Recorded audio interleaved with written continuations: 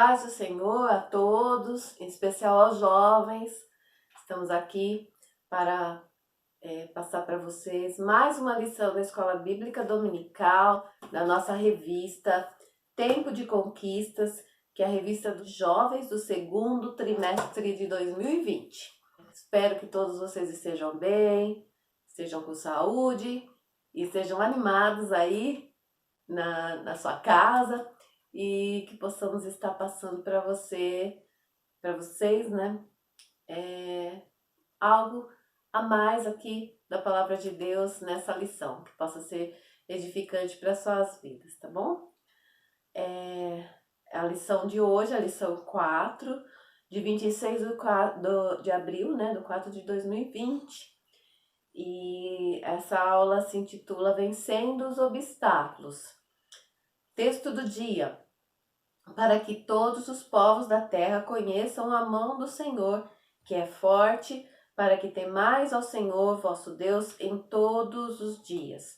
Josué capítulo 4, versículo 24. Nossa síntese é: em Jesus Cristo já somos mais que vencedores. Vou estar lendo com vocês o texto bíblico que se encontra em Josué capítulo 3, do versículo 3 ao 6 e do versículo 14 ao 17. E ordenaram ao povo, dizendo: quando virdes a arca do concerto do Senhor vosso Deus, e que os sacerdotes levitas a levam, parti vós também do vosso lugar e seguia. Haja, contudo, distância entre vós e ela, como da medida de 2000 côvados, e não vos chegueis a ela, para que saibais o caminho pelo qual haveis de ir, porquanto por este caminho nunca passastes antes. Disse Josué também ao povo: santificai-vos, porque amanhã fará o Senhor maravilhas no meio de vós. E falou Josué aos sacerdotes, dizendo: levai a arca do concerto e passai adiante desse povo. Levantaram, pois, a arca do concerto e foram andando adiante do povo. Versículo 14. E aconteceu que, partindo o povo das suas tendas para passar o Jordão, levavam os sacerdotes a arca do concerto diante do povo. E quando os que levavam a arca chegaram até o Jordão, e os pés dos sacerdotes que levavam a arca se molharam na porta das águas, porque o Jordão transbordava sobre todas as suas ribanceiras todos os dias da sega, pararam-se as águas que vinham de cima, levantaram-se num montão, muito longe da cidade de Adã, que está da banda de Sartã, e as que desciam ao mar das Campinas, que é o mar salgado, faltavam de todo, e separaram-se. Então passou o povo defronte de Jericó. Porém, os sacerdotes que levavam a arca do concerto do Senhor pararam firmes em seco no meio do Jordão, e todo Israel passou em seco até que todo o povo acabou de passar o Jordão. Queridos, nós vemos aqui a passagem do povo através do Rio Jordão. Nós temos vindo falando sobre o livro de Josué, quando Josué então assumiu a liderança do povo, que antes era de Moisés. Josué era o seu seguidor, o seu servo, e Deus então instituiu Josué como o novo líder do povo de Israel depois que Moisés faleceu. E nós vemos então que Deus começou então a mostrar ao povo que Josué então seria o líder. Deus até fez com que Josué ficasse animado. Deus falou com ele, deu-lhe estratégias, e a gente vê que então Deus ele começou a mostrar também ao povo que assim como ele foi com Moisés, ele também estaria sendo com Josué. E nós vemos aqui na lição de hoje a travessia do povo pelo Jordão. Assim como o Mar Vermelho foi aberto para Moisés quando eles saíram do Egito, também Deus abriu o Rio Jordão quando Josué ia adentrar com o povo para a Terra Prometida. E aqui esse texto que a gente leu está contando, né? Falando, Josué então veio com o povo, Deus então mandou que o povo se santificasse, E Josué então veio com o povo e adiante do povo, na frente do povo, iria os sacerdotes levando a Arca da Aliança. Eles estariam indo ali no Rio Jordão, e o Rio Jordão, ele estava cheio, transbordando, a Bíblia fala, porque era um tempo de cheia do rio. E ele estava então transbordando ali nos seus arredores. E então os sacerdotes que estavam levando a Arca da Aliança chegaram ali diante daquele rio, molharam os seus pés ali na beirada, e quando eles molharam os pés ali, pararam ali, então o Senhor, ele abriu aquele caminho pelo meio ali do Jordão.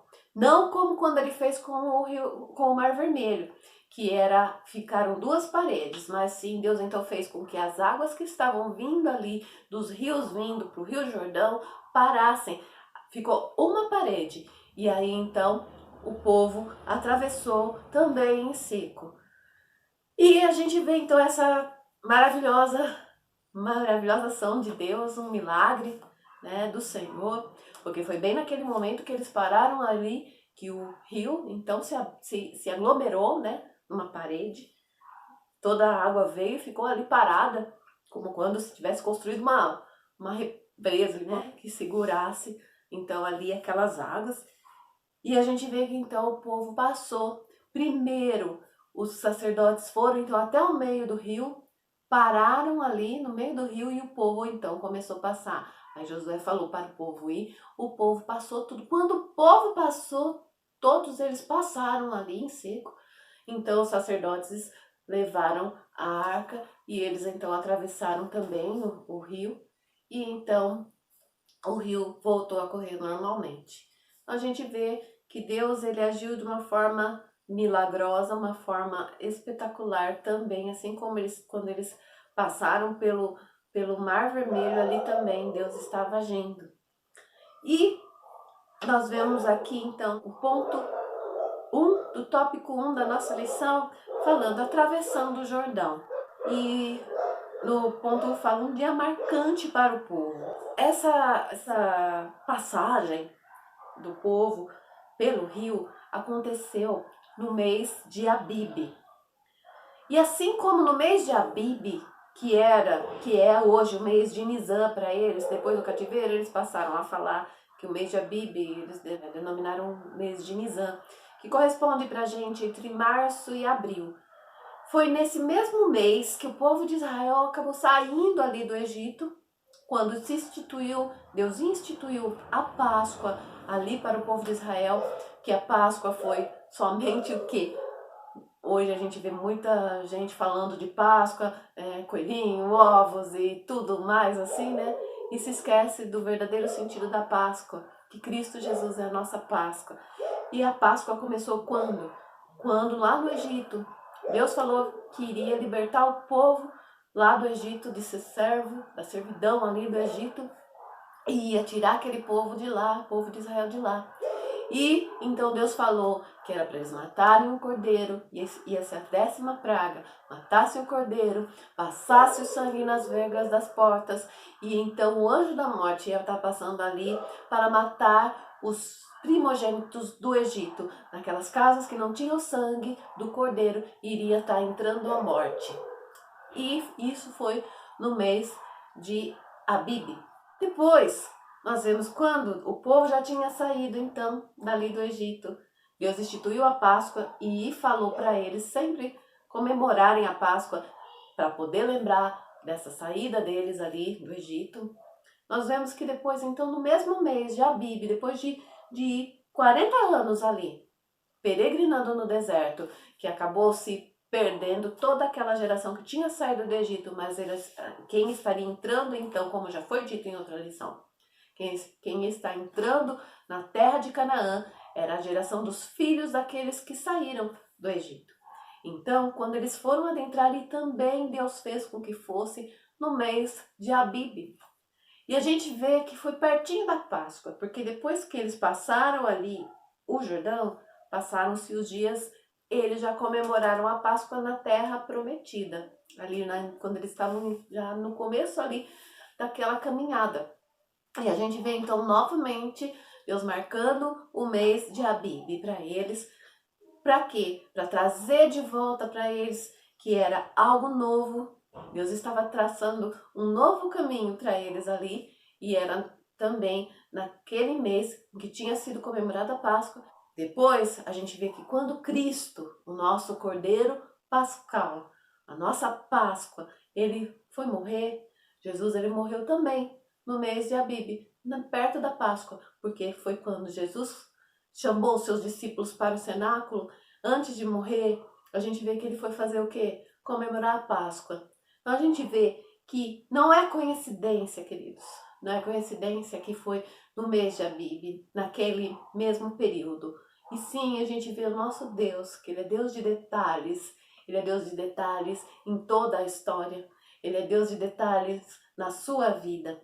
É Deus de detalhes que tem esse comprometimento para conosco. Tudo isso, a Páscoa ali no Egito, a entrada de Israel na Terra Prometida como uma nova vida para eles, também vem tudo trazendo como uma tipologia do Senhor Jesus, que ia estar morrendo por nós, para nos dar uma nova vida, para nos dar vida nova com Ele. Então, Deus, Ele traz isso para nós, que Ele traz uma nova vida através de Cristo Jesus. Então, tudo isso era para vir à nossa mente hoje, que o Senhor, Ele tem nova vida para todos aqueles que querem e creem nele. Amém? Então, lembra que Deus é um Deus de detalhes e Ele cuida de você. Amém? Ponto 2. A Arca do Concerto aponta o caminho a seguir. Durante os 40 anos, Deus guiou seu povo por intermédio de uma coluna de fogo.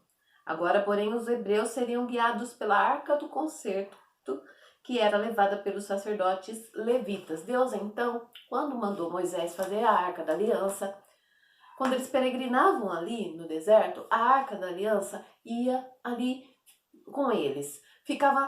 Geralmente a gente via assim, o povo, ele se reunia em redor da arca. É como se a arca ficasse no meio.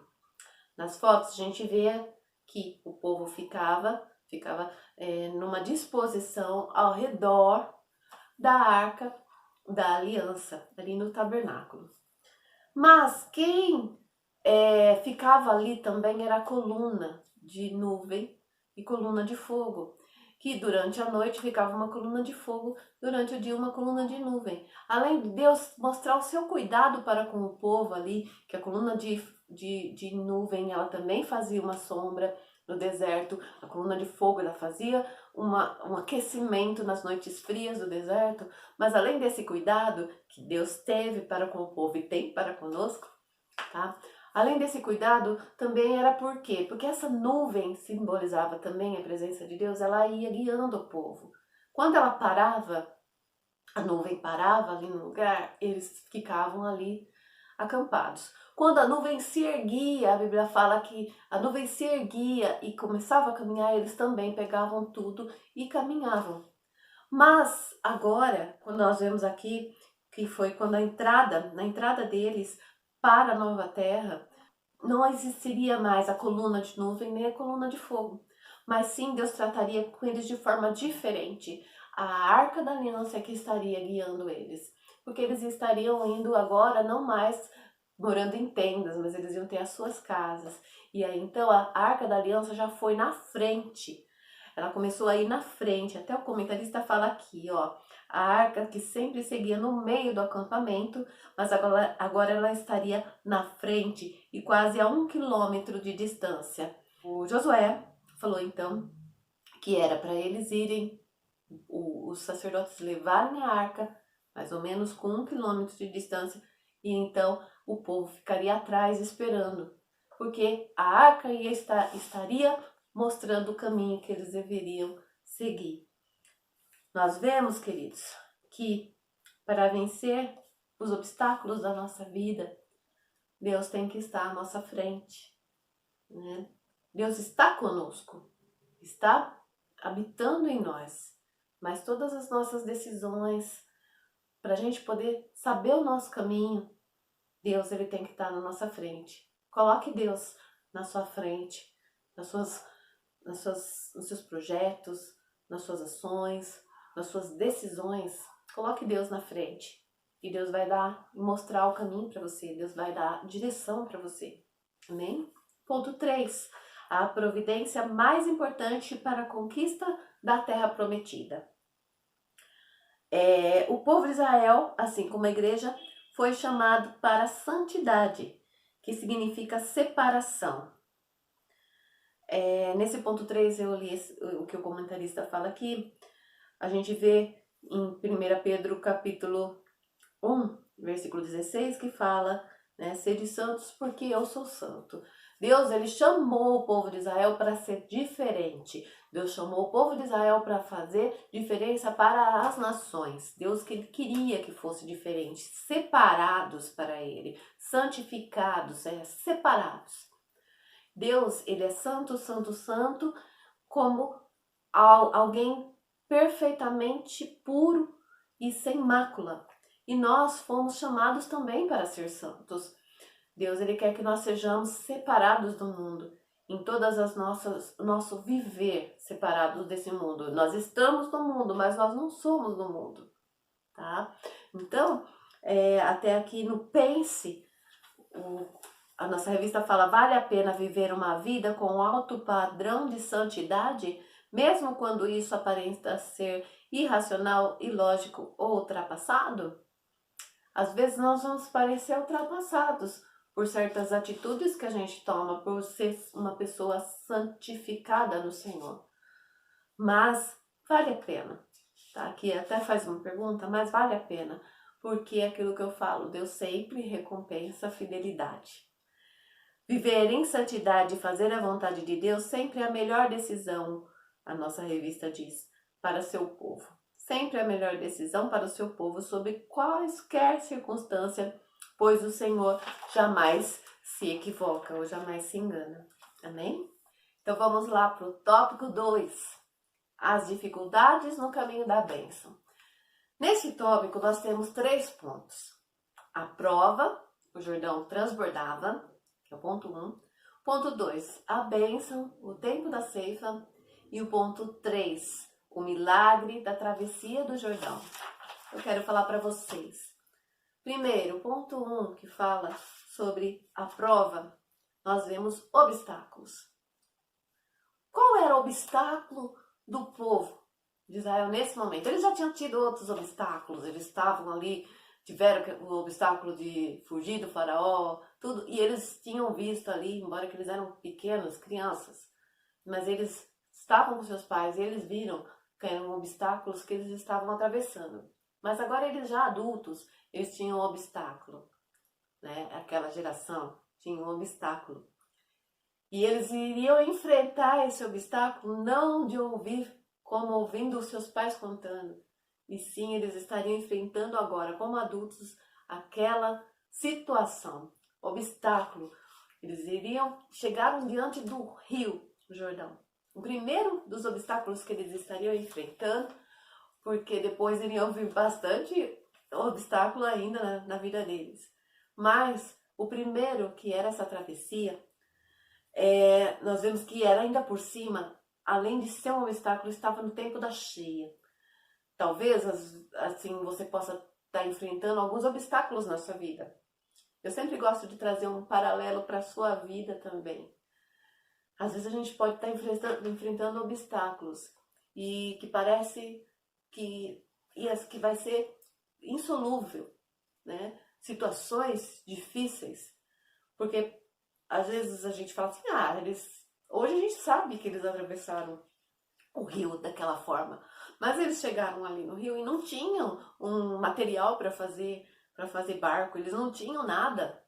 Né? Não tinha barco, não tinha como, não tinha uma ponte, não tinha o quê? E eles chegaram ali e falaram, e agora? Mas Deus já tinha dado um plano, já tinha traçado o plano, já tinha falado para Josué. Então Josué já tinha aquela estratégia para fazer aquilo, para atravessar. E a gente vê que às vezes a gente tem obstáculos, mas se você colocar Deus na sua frente, como eu já falei, Deus vai te dar estratégias para ultrapassar esse obstáculo, mesmo que pareça que é o pior dos obstáculos. Era um rio que estava ali na frente deles e no tempo da cheia. Mas nós vemos que também Deus, além de ter posto, além deles terem aquele obstáculo, a gente vê que tem uma bênção atrás, ali na frente, aliás, né? Daquele momento que eles teriam que enfrentar um obstáculo, mas eles iriam ter uma bênção de Deus esperando eles. A bênção qual era? Uma terra que Deus tinha dito que manava leite e mel, eles tinham visto que manava leite e mel, né? E estava ainda por cima no tempo da colheita. Quando eles chegaram ali na nova terra, estava no tempo da colheita.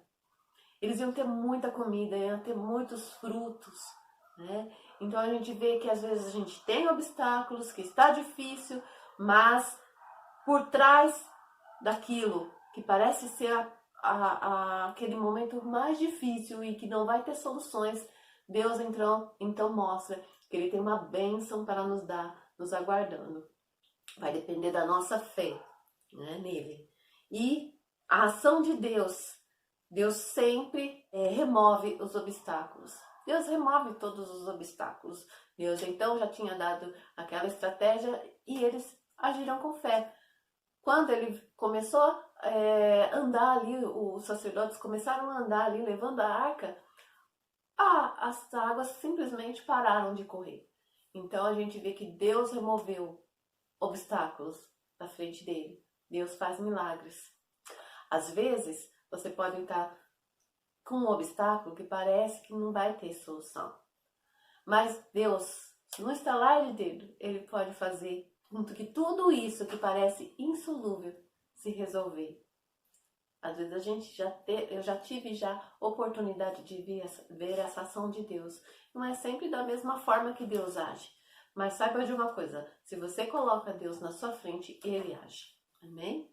E o ponto importante aqui, o Todo-Poderoso trata seus filhos com as peculiaridades que lhes são inerentes. Ele é soberano e não segue nenhum padrão humano. Então, Deus age de acordo com a vontade dele. Amém? Então, vamos lá para o nosso tópico 3. No tópico 3, a gente tem 3 pontos. Ponto 1, o memorial de Deus. Ponto 2, o memorial de Josué. E o ponto 3, o propósito dos memoriais. Nós vemos que Deus, Ele sempre institui memoriais. O que vem a ser um memorial? É algo que remete, que a gente lembre de algum fato ocorrido. E nós vemos que Deus, quando Ele instituiu, por exemplo, a Páscoa ali para o povo no Egito, Ele diz que ia ser por memorial, por perpétuo, para que eles sempre pudessem lembrar que eles saíram ali do cativeiro do Egito. Então era algo muito importante. Até hoje o povo de Israel comemora. Nós vemos depois que aqui Deus estava querendo então instituir um memorial também. Eles pegaram pedras, colocaram como pedras sobre pedra e fizeram como se fosse uma coluna, né, de pedras, para que quando seus filhos perguntassem o que seria aquilo, eles iriam falar, foi quando nós passamos o Rio Jordão e Deus ele abriu, fez esse milagre que ele secou as águas do Rio Jordão e então eles iriam estar contando todo como foi todo aquele milagre. O Josué também pegou pedras e colocou lá no meio do rio, quando os sacerdotes ainda estavam ali, que estava seco, então Josué colocou ali no rio como um memorial também. E as águas depois voltaram a correr, mas aquele memorial ficou ali no rio. E Deus, então, Ele sempre nos manda a lembrar dos seus milagres, das suas bênçãos. Isso é muito importante para nós. Quero trazer à memória aquilo que me pode dar esperança. Lá em Lamentações, capítulo 3, versículo 21. Deus, Ele quer que nós nos lembremos daquilo que Ele faz em nossa vida. Quando o Senhor Jesus, Ele chamou os discípulos ali para celebrar a última Páscoa, que Ele estava fazendo um cumprimento da palavra, um cumprimento do que Deus Ele queria, que Ele era hebreu, né? Ele era judeu, e eles sempre comemoram até hoje a Páscoa. Jesus, então, Ele comemorou a Páscoa também. E naquele dia ele instituiu um novo memorial, um memorial para a sua igreja. Ele instituiu a Santa Ceia ali. Ele falou: fazei isso em memória de mim. Todas as vezes que fizerdes, em memória de mim. E Deus, então, a gente vê que Ele gosta que nós lembremos daquilo que Ele faz por nós. Quando nós aceitamos Jesus como Salvador, quando nós nos batizamos, passamos então a celebrar a Santa Ceia do Senhor, lembrando que a morte do Senhor nos trouxe a salvação para a nossa alma, para a nossa vida. Amém? Então, é importante que nós nos lembremos daquilo que Deus fez em nossa vida. Procure colocar sempre em sua mente, relembrar das bênçãos que o Senhor fez para você. Tem gente que gosta de anotar num caderno, tem gente que faz num diário, mas procure sempre ter em mente aquilo que Deus fez por você. Eu não sei como que você pode trabalhar com isso, mas uma coisa é certa, não se esqueça das bênçãos que o Senhor te deu. O ser humano ele é muito comum assim esquecer, isso é coisa da gente, né? A gente acaba esquecendo daquilo que Deus nos fez, mas que você possa estar tirando dessa lição de hoje, que Deus, Ele faz milagres, Deus, Ele te ajuda a passar por qualquer obstáculo e Ele quer que você se lembre das bênçãos que Ele tem feito em sua vida. Coloque isso com você a partir de hoje. Eu vou me lembrar. Se for para você anotar, ou se for para o que for, como você que resolva fazer. Mas tenha em mente isso. Eu quero trazer à memória aquilo que me pode dar esperança. Porque quando nós nos lembramos das bênçãos, nós vemos o quanto de obstáculo nós já pudemos passar. O quanto que Deus já agiu e Ele vai continuar agindo. Às vezes não da mesma maneira, mas a gente vai ter sempre essa esperança e podemos ter firmado a nossa fé, que Deus sempre age em favor daqueles que o temem e que o amam. Amém? Que Deus abençoe sua vida, que Deus possa estar falando melhor ao seu coração e que você possa voltar a nos acompanhar na próxima semana com mais uma aula que estaremos continuando aqui. Os professores vão estar dando continuidade a essa revista do livro de Josué, que é uma revista muito maravilhosa para nossas vidas.